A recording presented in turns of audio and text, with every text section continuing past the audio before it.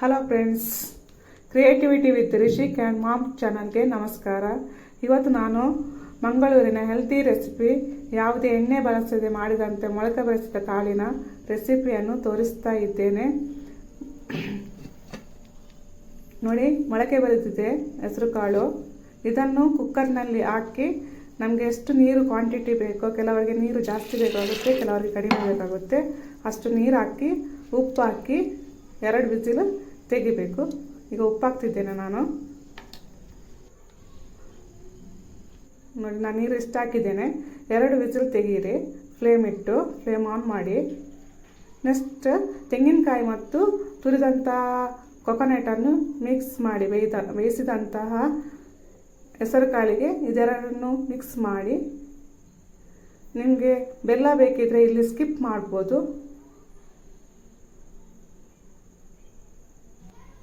Thank you for watching. Please subscribe ಮಾಡಿ ನಮ್ಮ ಚಾನಲ್ಗೆ.